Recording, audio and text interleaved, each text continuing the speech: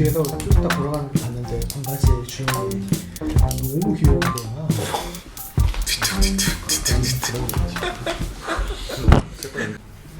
네, 안녕하세요. 9월 넷째 주차 주간 에피 시작하겠습니다.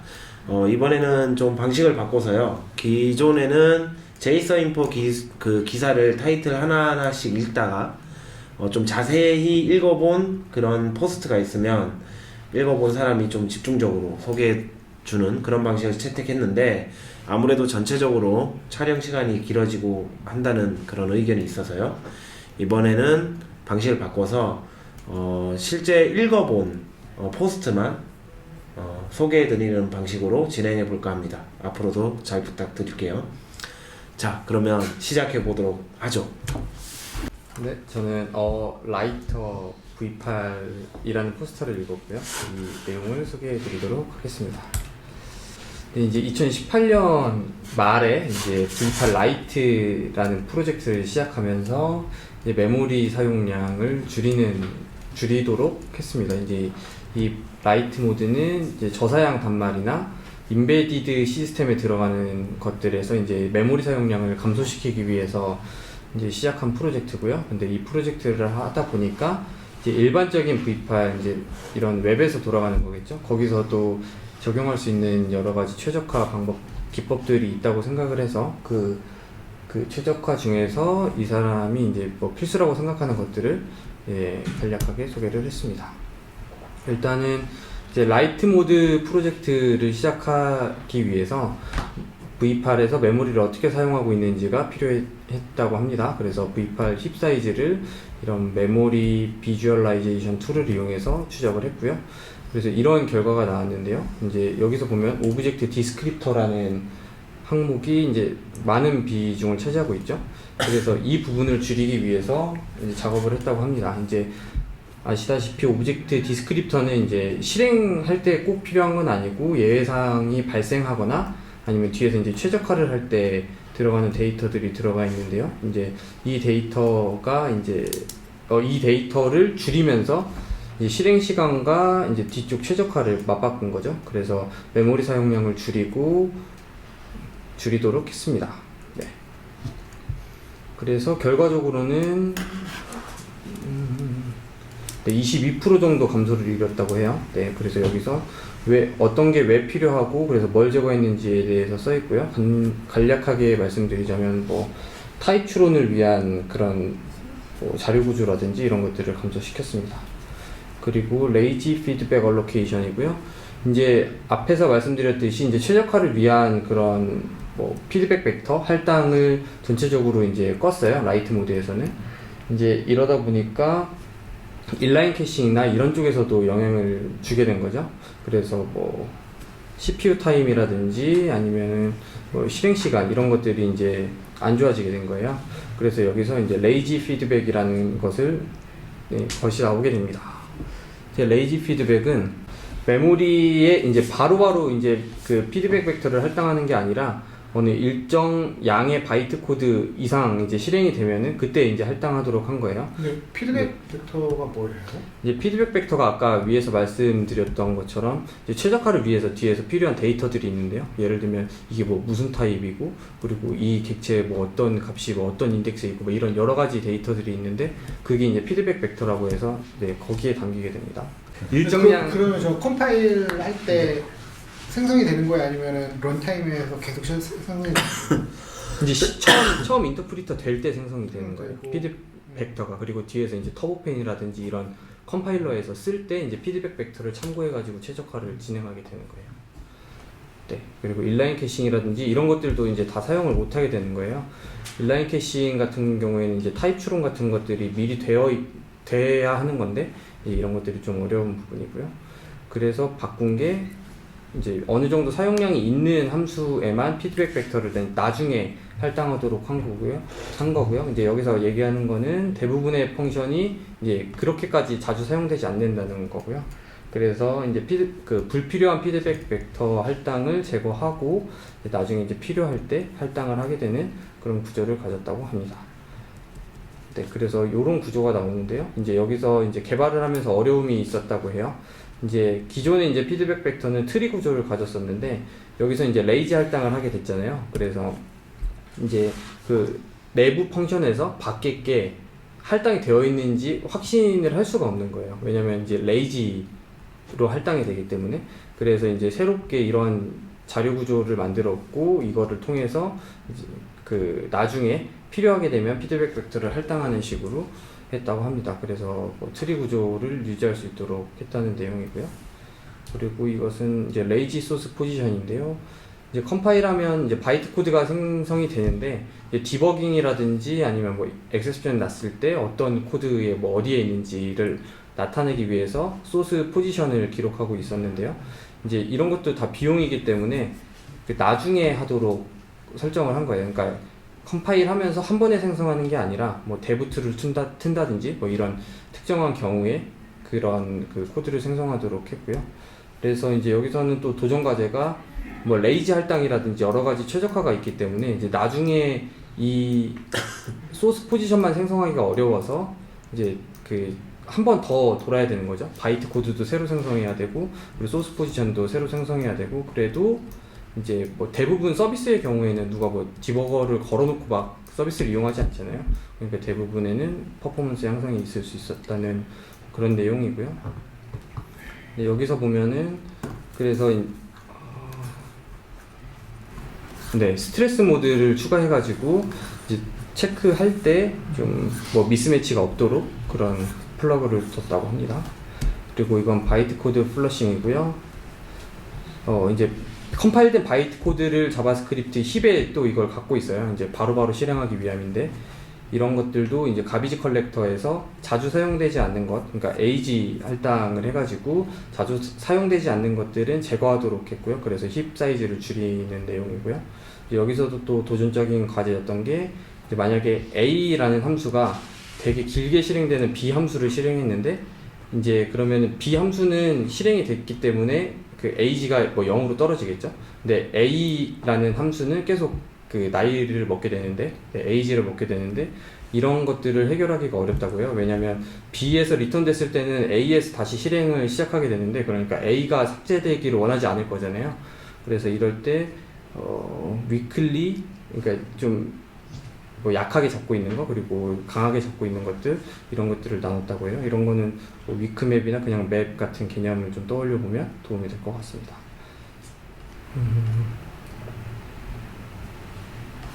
네, 그런 내용이고요. 이제 뭐 추가적인 최적화 내용으로는 이제 펑션 템플릿 인포 객체라는 게 있는데 이건 이제 인베디드에서 쓴다고 해요. 이제 웹 API를 감쌀 수 있도록 이제 제공해 주는 건데 이곳에서도 자주 사용되지 않는 그러니까 논 디폴트 밸류를 가진 그런 것들을 찾아서 그런 것들을 좀 사이즈를 감소시켰다고 하고요. 두 번째는 이제 터보펜에서 최적화가 됐는데 이런 것들이 깨지는 경우가 있잖아요. 뭐 예를 들면 이발을 실행했다든지 이러면은 전혀 예측할 수 없는 그런 컨텍스트가 나오기 때문에 최적화가 깨지고 다시 이제 인터프리터로 돌아가게 되는데요. 이제 인터프리터에서 다시 돌아올 때 오프셋, 그러니까 아이디를 갖고서 그걸 기억하게 되는데 이걸 위해서 이제 점프 테이블을 갖고 있었다고 해요, 기존에. 그래서 점프 테이블에다가 모든 걸 기록을 해놓고 최적화가 깨졌을 때 이 테이블을 참고해서 갔다가 돌아오고 했었는데 이 테이블 사이즈도 꽤 컸다고 해요. 그래서 이 테이블을 완전 제거를 하고 그 디옵티마이즈가 됐을 때 그때 계산을 해서 그 바로 포인트를 가져올 수 있도록 그렇게 변경을 했다고 합니다. 그래서 버전을 보면은 힙 사이즈가 이렇게 계속 줄어든 것을 볼 수 있고요. 라이트 모드도 마찬가지고 디폴트도 마찬가지죠. 이제 여기서 이제 라이트 모드에서 올라간 거는 이제 최적화를 완전히 다 꺼버렸었는데 최초에는 나중에 레이지 할당이라든지 이런 것들이 들어오면서 그냥 어느 정도 타협을 본 거죠. 그래서 이번에 그 디폴트 모드랑 라이트 모드랑 이제 점점 약간 비슷해지는 것을 볼 수 있고요. 그리고 이거는 힙 사이즈 감소률이 얼마나 되는지를 이제 나타낸 거고요. 그럼 보면 전체적으로 한 18% 정도 힙 사이즈가 감소했다고 합니다. 네. 그래서 이거는 이제 아까 그 말씀드렸던 뭐 소스 포지션, 피드백 이런 것들에서 얼마나 감소를 이뤘는지에 대한 지표고요. 네. 여기까지입니다. 그러면 저거 아까 그래프에 보면 저게 더 위에요.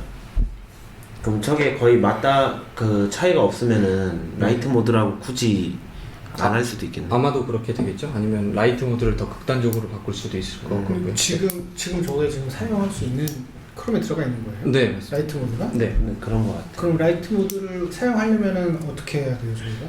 지금 크롬에 탑재되어 있는 건 아닌 것 같고요. 이제 이걸 빌드할 때 아마 그렇게 떨어지게 되는 제 것 생각으로는 그 크롬 실행시킬 때 인자 넣을 수 그러니까, 있잖아요. 그래. 그런 데다 넣으면 되지 않을까 싶긴 네. 한데요. 네. 네, 여기까지입니다. 제가 오늘 준비한 내용은 그 여러분 가장 많이 그 참고하는 사이트 중에 하나일 텐데 Can I Use? Can I Use의 그 기능별로 브라우저 호환성 테이블이 잘 정리되어 있잖아요. 거기에서 사용하는 데이터가 있고 또 이제 MDN에서 또 자기네들이 만들고 있는 그런 테이블이 있는데 이게 이제 통합이 됐음을 알리는 그 기사인데 읽어보니까 좀 재밌는 내용들이 있어서 여러분들에게 공유를 해드릴게요. 그래서 Can I Use를 이제 Canius라고 읽는 그 사람들도 많이 있더라고요. 그래서 10년 전 정도에 이제 시작됐는데 이제 요게 보시면은 이 블로그가 이제 Can I Use를 시작한다는 걸 알리는 기사예요. 2009년도 기사죠. 쭉 읽어보면 재밌는 게 여기 지금 이렇게 캔슬 취소된 그 문장이 뭐냐면은 나는 이거를 최소한 1년에 한 번 정도 아니면은 뭐 새로운 브라우저가 나올 때 Can I Use를 업데이트 하겠다라고 써놨다가 하도 인기가 좋으니까 새로운 브라우저가 나오면은 최대한 빨리 업데이트 하겠다고 이제 바꿔놓은 문장이에요. 이 친구가 요 알렉시스 something 네덜란드 친구인데 미국에서 일하고 있는 것 같아요. 그래서 이제 요 친구가 Can I Use를 만들고 그리고 또 한 가지 재밌는 게 MDN에서도 한 2년 전부터 이거를 만들고 있더라고요. 여기 보시면 자기네들도 만들고 있고 요거는 어디에서 볼 수 있냐면은 GitHub이 어딨죠? 여기에 보시면 GitHub에 다 정리가 되어 있고 여기 이렇게 다 정리가 되어 있고요. MDN 검색해서 들어가면 테이블 다 밑에 그 테이블 그죠. 그 MDN에서 사용하는 그 MDN의 그 API 문서에서 사용하는 브라우저 호환 테이블을 위해서 이제 만든 거고 그리고 얘네들이 다 이거를 다 JSON으로 포매팅을 잘 해놔서 우리가 Can I Use 이용할 때는 가서 사람이 이제 검색하고 눈으로 보잖아요. 근데 요거를 잘 이렇게 JSON으로 정리해놔서 npm에 배포하기 때문에 npm을 통해 가지고 우리가 설치를 한 다음에 그렇죠? npm을 통해서 이렇게 설치한 다음에 이렇게 프로그래머블하게 호환성 여부를 확인을 할 수가 있는 거예요. 되게 편하겠죠 이렇게 하면 그죠? 그다음 우리 뭐 피처 디텍팅 할 필요 없고 그리고 뭐라 그럴까 개발자들의 시간이 굉장히 많이 세이브가 될 거예요. 왜냐면은 우리가 항상 뭔가 API 쓸 때마다 이게 호환성이 어디까지 지원되는지 항상 불안해하면서 쓰잖아요. 그래서 이제 확인해보고 호환성 테이블 Can I Use 같은 거 확인해보고 그 다음에 뭐 피처 디텍팅 같은 거 해가지고 실제 프로그램 소스 코드 상에 이거를 지원하는 브라우저에서는 이렇게 하고 아닌 브라우저에서는 저렇게 하라고 분기를 하는데 요런 이제 MDN의 요 npm 모듈을 쓰면은 그런 거 할 필요 없이 그냥 믿고 사용을 하면 되겠죠. 자, 그래서 이제 두 개의 호환성 테이블을 관리하는 두 개의 주체가 있었는데, 요게 이제 MDN에 있는 데이터가 Can I Use에 이제 통합이 된 거예요. 통합이 돼서 우리가 실질적으로 Can I Use 한번 가보면은, Can I Use를 가보면, 자, 여기 보면은, 뭐가 있을까? Justify. 자, 그러면은 얘네들은 Can I Use에서 관리하는 테이블이에요. 왜냐면 요 밑에 이제 그 추가적인 그 설명이 없죠. 네. 근데 예를 들면은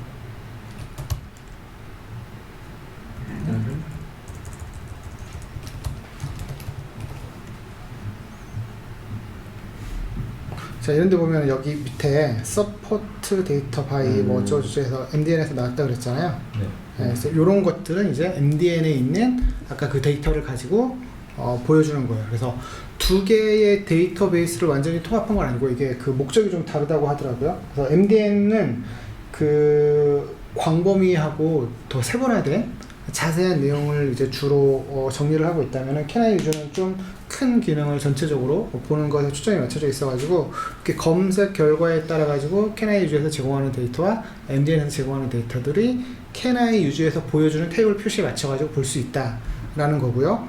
예전엔 캐나이 유저에서 보이지 않았던 것들도 MDN에 있던 그런 데이터들도 캐나이 유저에서 볼 수 있다라고 보시면 됩니다. 그럼 그래서- 뭐 MDN에 가면 뭐 캐나이 유즈 데이터가 보이진 않겠네요. 네, 그건 아니에요. 네, 그건 아니고요. 자, 그 MDN에서 만든 그 호환성 테이블이 제이슨으로 잘 관리가 되어 있어서 이런 것들이 그 에디터에 플러그인으로도 사용할 수 있고 기본적으로 VS 코드, 우리 두용님 VS 코드 매니아시죠? 매니아시죠? 웹스톰으로 이제 좀 업데이트를 결국 그래서 이런 데 보시면은 이게 기본적으로 탑재가 되어가지고 CSS를 이렇게 입력을 하면은 이 이제 CSS 속성의 그 호환성이 어느 정도 되는지 이런 것들을 또 자동으로 다 알려주는 기능도 있더라고요. 이런 거 되게 좋은 것 같아요. 제이슨으로 관리돼서. 그래서 캐나이 유즈에서 더 많은 호환성 정보를 이제 확인을 할 수가 있고, 그리고 요 MDN에서 만들고 있는 개발하고 관리하고 있는 이 호환성 데이터를 이용을 하면은 프로그래머블하게 호환성을 체크를 해서 좀 더 효율적인 개발을 할 수가 있을 것 같아요. 네, 이상입니다. 네, 저는 이제 피그마라는 툴 다들 아시나요? 뭐 스케치 같이 뭔가 이게 디자인 툴인데 웹에서 돌아가요. 다들 아시겠지만 웹 어셈블리랑 웹GL을 이용해서 개발되어 있는 프로젝트고요. 근데 이제 웹에서 돌아가고 플러스 이제 플러그인 시스템이 없었는데 이제 플러그인 시스템 개발기를 가져왔습니다. 그 플러그인 시스템을 만드는 거는 쉬운 일이 아니잖아요. 왜냐면은 이제 다른 사람의 코드가 내 프로그램에 이제 돌아가야 되는 거니까 되게 샌드박싱 하는 게 쉽지 않은데 이걸 어떻게 하느냐가 이 블로그의 이제 메인 주제고요. 처음에는 이제 다른 플러그인 시스템들은 이제 코드 투 코드 제너레이트 해가지고 이제 특정 코드 포맷으로 작성을 하면은 그 코드를 이제 저희 쪽에서 이제 뭔가 그 파싱 해가지고 우리 코드에 맞게 세이프하게 이렇게 만들어주는 거였는데 그건 아예 그냥 하고 싶지 않았었나 봐요. 그러기에는. 그래가지고 이제 그 자바스크립트를 그대로 사용할 수 있는 환경 중에서 어떤 찾았었는데 이제 뭐 목적은 이제 안정적이어야 되고 그 보안에도 문제가 없어야 되고 그리고 이제 개발하기 쉬워야 되고 퍼포먼스에서도 문제가 없어야 된다는 거고요. 그래서 이제 첫 번째 시도가 이제 인라인 아이프레임 샌드박스를 이용하는 거였습니다. 이제 아이프레임은 뭐 아시겠지만 이제 완전 다른 스레드에서 돌아가는 거라서 그 완전 안전하죠. 그리고 이제 각 벤더사들이 그 보안 관련해서는 뭐 수년 동안 계속 개발해 왔으니까 보안적인 면에서도 확실히 그 문제가 없었고요. 그래서 이제 이 인라인 아이프레임으로 처음으로 시작을 했었어요. 그래가지고 이제 뭐 구글 맵을 쓰듯이 이렇게 쓰는 걸 생각했었고, 네 그렇게 썼습니다. 그래서 이제 알파 테스터들까지 모집해서 이제 테스팅을 했대요. 이거는 이제 플러그인을 만드는 사람 입장에서 만든 코드고요. 이제 피그마는 이제 디자인 툴이니까 뭐 피그마 로드 씬 해서 이제 씬을 다 가져와서 그 씬 안에 이제 뭐 노드들이 있겠죠. 뭐 셀렉트 된 것들도 있고 아닌 것들도 있고. 그런 것들을 업데이트를 하거나 이제 만들거나 이렇게 한 다음에 이제 피그마를 다 씬을 업데이트를 하는 거예요. 그럼 이제 이게 아이프레임에서 돌아가는 거니까 포스트 메시지로 통신을 하겠죠. 그래서 이런 형태고요. 그런데 이제 첫 번째 문제가 이건 저는 약간 그 공감 안 갔었는데 어싱크 어웨이시 어렵다. 그래서 이제 뭐 단순히 이제 그냥 그 동기적인 일을 하는 건데 굳이 이제 이렇게 비동기적인 코드를 써야 되잖아요. 왜냐면 포스트 메시지는 비동기일 수밖에 없으니까. 그래서 이게 우리의 메인 타겟인 디자이너들한테는 약간 좀 어렵게 느껴졌다라고 하더라고요. 그래서 이게 첫 번째 이유였고요. 그래서 이제 계속 뭔가 업데이트를 계속 치는 경우에는 이제 이런 식으로 좀 복잡해지긴 하더라고요. 그리고 이제 두 번째는 왜 공감이 안 됐어요? 이게 처음에 어싱크 어웨이시 유저 프렌드 하지 않다라는 거는 그 이해하기 어려운 코드는 아니라고 생각했거든요. 자바스크립트를 이해하고 쓰는 사람 입장에서는. 근데 후에 디자인 얘기가 나와서 공감했다는 거예요? 아니요, 그냥 이 부분은 크게 공감을 못했다라는 부분이고. 예. 근데 디자이너들이 어려워했다라는 거 아니에요? 네, 맞아요. 근데 이 디자이너도- 플러그인을 만들 정도의 디자이너로서 생각하죠. 그러면 그다음 어려워하지 않을 것이다 네. 라고 해서 공감을 못했다는 네, 거군요. 플러그인 만들 정도면 어싱크 어웨이시 어렵지 않을 거라고 저는 생각했었어요. 네. 그리고 두 번째는 이제 씬을 매번 복사를 해야 되는 거예요. 네, 포스트 메시지는 이제 다 직렬화를 해야 되잖아요. 객체를 다 직렬을 해서 다른 곳으로 통신을 해야 되는데 매번 이 비용이 크다고 해요. 그래서 여기 보면은 뭐 마이크로소프트에서 디자인 시스템을 만든 게 있는데 피그마에서 이 씬을 다 직렬을 하는데 비용이 12초가 걸렸다고 합니다. 네. 그래서 이건 문제가 확실히 되는 부분이고요. 저거는 네. 아이프레임이어서 문제가 되는 거예요? 네. 그래요? 아이프레임은 통신을 해야 되잖아요. 넘겨줘야 네. 되니까. 통신 비용 직렬화를 해서 이걸 넘겨줘야지. 보내줘야 되니까 이건 비용이 확실히 크겠죠. 음. 왜냐하면 네. 같은 직렬화 비용이 큰 거예요? 통신 비용이 큰 거예요? 둘 다 둘 다 크지 않을까요? 네. 저번에 이제 두용님인가 주용님이 발표하셨던 주영님이 하셨던 포스트 메시지 관련한 최적화 그런 것하고도 엮여 있는 것 같아요. 네, 맞습니다. 네, 그래서 이런 문제점들이 그 아이프레임을 이용한 이런 문제점들이 생겨서 그 피그마 팀은 이제 메인 스레드에서 이 플러그인이 돌아가기를 원했었어요. 네. 네, 그래서 그 메인 스레드에서 돌아가면 이제 이점은 이제 그 다큐멘트를 카피할 필요가 없죠. 네, 이 부분에 대한 로딩 타임이 없어지고요.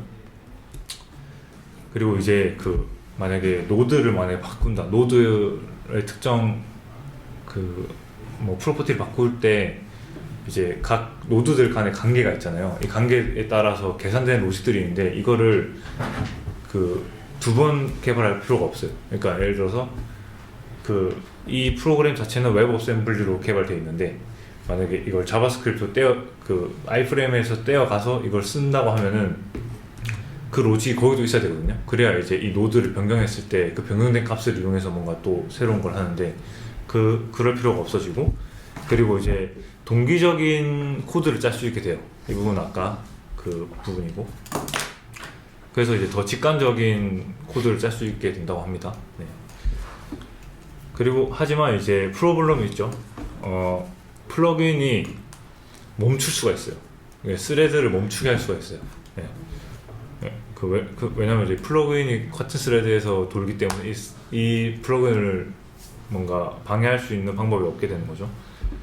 그리고 이제 플러그인이 네트워크 리퀘스트를 날릴 수 있어요. figma.com으로. 네. 이것도 문제가 될 수 있고, 그리고 전역 변수에 접근할 수 있어요. 네. 이것도 문제가 되겠죠.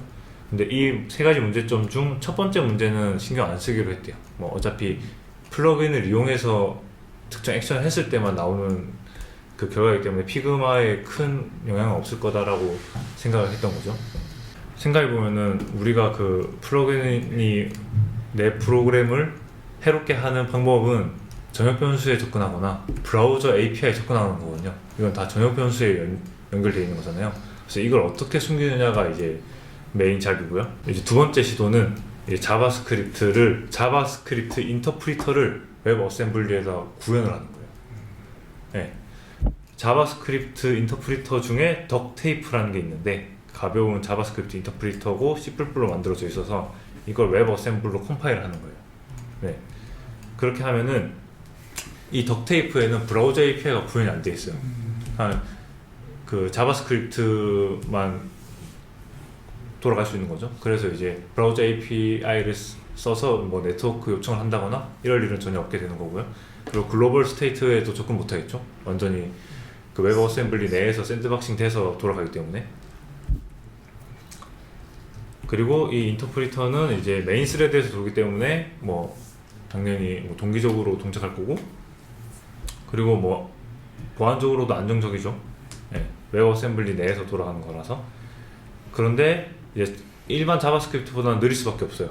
왜냐하면 이제 그런 JIT 같은 어떤 그런 퍼포먼스 향상을 위한 알고리즘들이 적용을 못할 거니까요. 그리고 그 꽤 큰 사이즈의 와즘 바이너리가 들어가게 돼요. 왜냐하면 이 인터프리터를 거기다 넣어야 되니까. 그리고 브라우저 디버깅도 힘들어요. 네. 근데 뭐 덕테이프가 ES5만 지원하지만 이건 뭐 바벨을 이용해서 충분히 해결할 수 있는 거고요. 네, 이렇게 해서 했는데 여기서 또 문제점이 또 생겨나죠. 네, 뭐 자바스크립트 엔진 안에 또 자바스크립트 엔진을 만든 거잖아요. 이건 뭐 당연히 뭐 피할 수 있으면 피해야 되는 거니까 또 다른 방법을 찾아보는 거죠. 이제 세 번째 방법이 이제 림스라는 건데, 이제 스코프를 이제 만들어내는 건데, 어떤 방법으로 스코프를 만들어내는 거냐면요, 굉장히 심플하더라고요. 위드를 이용하는 거예요. 네. 위드를 이용하면 이 위드 안에서 돌아가는 코드는 이 위드가 컨텍스트가 되잖아요. 그래서 이제 위드에 매스를 넣은 다음에 이제 뭐 파일을 찍으면 이제 매스.파이가 되는 이런 개념인 거잖아요. 네. 이런 식으로 이제 샌드박싱을 하는 게 있더라고요. 그래서 이제 그 화이트리스트를 만들어 놓고 거기에다가 스코프 프록시를 생성해서 이거를 위드에다가 넣어 놓는 거예요. 그래서 이제 다큐먼트에도 접근을 못하고 여기에서 돌아가는 코드는 네. 그리고 이발해도 뭐 못하고 네. 이렇게 됩니다. 그리고 하지만 이제 그 오브젝트.키스 같은 그냥 일반적으로 접근해야 되는 코드도 있잖아요. 네, 그런 코드들은 이제 그 접근을 하게 해주는데, 근데 그렇게 그냥 접근시키면은 오염될 수도 있잖아요 또. 그래서 이거를 막기 위해서 그런 그 코드들은 이제 또 아이프레임을 띄워서, 또 다른 아이프레임을 띄워서 그 아이프레임 내에 오브젝트를 이렇게 네. 그래서 쓸 수 있게 만들어 준다고 합니다. 네. 그런 내용이고요. 뭐 그냥 일반적으로 그 콘솔 좀 로그를 만약에 그 림스에다가 이제 준다고 하더라도 그냥 주면은 그 컨스트럭터를 찾아가지고 이렇게 오염시킬 수 있으니까 이렇게 뭐 몇 번 이렇게 감싸서 이렇게 보내더라고요. 네. 감싸서 보내서 이 안에서 접근 못하게 안에 있는 코드를 네. 그렇게 하고, 그리고 이제 이 피그마 API에서 뭐 엄청나게 많은 노드들이 있을 거잖아요. 이 노드들이 이제 그 림심 이 부분이 이제 그 실제 플러그인이 돌아가는 코드이겠죠. 이 피그마 노드들을 이제 다 일로 보내야 되는데, 그러면 이 노드들에 뭔가 업데이트를 치거나 이럴 때 값에 대한 그 유효성 체크를 해야 되잖아요. 그런 코드들이 되게 많아질 텐데, 인풋 아웃풋에 대한 밸류 체크를 되게 많이 해야 되는데, 그런 것들이 다 림심에도 들어가야 되는 상황이에요. 코스트가 많이 드니까 VM을 하나 만들어 가지고 특정 값에 대한 그 발리데이션이나 이런 것들을 이 VM 내에서 다 하게 되고, 이 VM을 그 노드들이 가지게 되고, 이 VM을 이제 그 웹 어셈블리 내에서 컴파일 되게 만들고요. 그래갖고 이제 이 VM을 외부로 노출을 해서 값을 직접적으로 이제 쓸 때는 뭐 create VM을 해서 JS 벡터는 이제 그 플러그인에서 만들어낸 거겠죠. JS 벡터를 이제 VM에서 만든 오브젝트에 이렇게 쓰는 개념이 되고, 이렇게 써야만 이제 그 웹 어셈블리에서 돌아가고 있는 그 해당 노드의 값이 업데이트 되는, 그렇게 돼서 유효성 검사나 이런 거는 다 똑같이 개수는 똑같지만은 실제로 그 이 부분의 그 유효성 체크하는 부분은 피그마 내의 코드니까 이 부분은 이제 크게 신경 안 쓰는데, 외부로 나가는 코드가 이렇게 줄어든다 라는 개념이고요. 네, 뭐 여기까지입니다. 이렇게 해서 뭐 플러그인을 잘 개발했다. 네, 그래서 이제 지금 많이 개발되고 있더라고요. 네. 진짜 빡시게 보이는. 네. 아까 네 가지 그 뭐 시큐리티, 뭐 개발 용이성, 퍼포먼스, 스테이빌리티, 안정성, 네. 그런 것들 4개를 충실히 지키면서 플러그인 시스템 구현하려고 되게 노력한 게 보이네요. 저희는 뭔가 우리가 만든 거에 플러그인 시스템 넣어야지 하면은 딱히 저런 것까지 고민 안 해보고 일단은 그냥 열어서 객체에 넣어주면은 내가 받아서 넣어주면 되지 뭐 이렇게 쉽게 생각하는 쪽이 있어요. 인터페이스만 좀 정해가지고 네, 이런 방식으로 해. 네, 근데 이제 저런 보안적인 부분은 확실히 문제가 되기 때문에 그 아까 말씀하셨던 네, 맞아요. 그 오염시킬 수 있는 것들, 그래서 최근에 로데시 이런 것들도 문제였잖아요. 맞아요. 네, 그래서 최근에 로데시 어떤 문제가 있었는데? 프로토타입 오염 공격이 가능한 부분이 있어가지고 그런 것들이 최근에 픽스되고 있잖아요. 그런 것처럼 이제 플러그인 시스템 만들 때도 저런 부분을 상당히 고민해주긴 해야 되겠네요. 네. 네, 맞아요. 또 이게 이 피그마는 좀 특별한 게 웹에서 돌아가거든요. 웹에서 동일하게 돌아가기 때문에 이 그 웹에서도 플러그인이 돌기 위해서 이런 많은 그 리서치를 한 것 같아요. 저희가 일반적으로 하는 그 서비스 개발에서 하는 그런 자바스크립트 레벨이 아니라 좀 더 맞아요. 그냥 거의 브라우저를 이해하고 이제 그걸 네. 최대한 활용하는 쪽으로 간 것 네. 같아요. 근데 저런 거 되게 보면 관심이 사실 많아요. 크롬의 익스텐션보다 좀 더 보안적인 부분은 좋은 것 같아요. 맞아요. 크롬 그럴 수 익스텐션은 그 XHR 이런 걸 다 써야 되거든요. 쓸 그쵸. 수밖에 없긴 한데 그래서 그 사용자에게 공지를 하는 부분이 있긴 하지만 크롬 익스텐션 하나 잘못 깔면은 브라우저 그냥 막 계속 탭 킬 때마다 뻥나고 막 이럴 때도 있거든요. 저런 부분은 특히 이제 오브젝트 키 같은 거 쓸 때 아이프레임 열어가지고 그 아이프레임 스코프 내에서 오브젝트 키를 써가지고 그 오브젝트 키에 내가 프로토타입 오래형 공격을 해도 네, 그렇죠. 이제 아이프레임이 공격 당하는 거라서 사실 메인은 문제가 없는 거잖아요. 네, 저런 접근도 상당히 디테일하게 한 것 같아요. 근데 되게 빡세겠다. 아이프레임도 써야 되고. 네, 그러니까 그 맞아요. 위드 같은 거는 뭐 성능에 크게 문제가 없는지도 좀 궁금하긴 한데 어쨌든 아이프레임 하나 띄우는 것 자체가 작은 퍼포먼스는 아니니까. 네, 그렇죠. 근데 전체적으로 뭐 그냥 그 우리가 플러그인 시스템을 열어줘서 그냥 오브젝트 순수하게 받아들인 것보다는 당연히 보안성에서. 성능은 안 좋겠지만 앞서 고민한 첫 번째, 두 번째 방식에 비해서는 그렇죠. 훨씬 나아지는 느낌이긴 하네요. 위드나 이런 건 예전에 테스트 툴 같은 거 만들 때 그 테스트만의 스콥 만들기 위해서 거기서 이제 위드 같은 거 써서 이제 작성하고 그랬었거든요. 네. 그 테스트 도구 자체가 이제 뭐 어쨌든 되게 인상적이에요.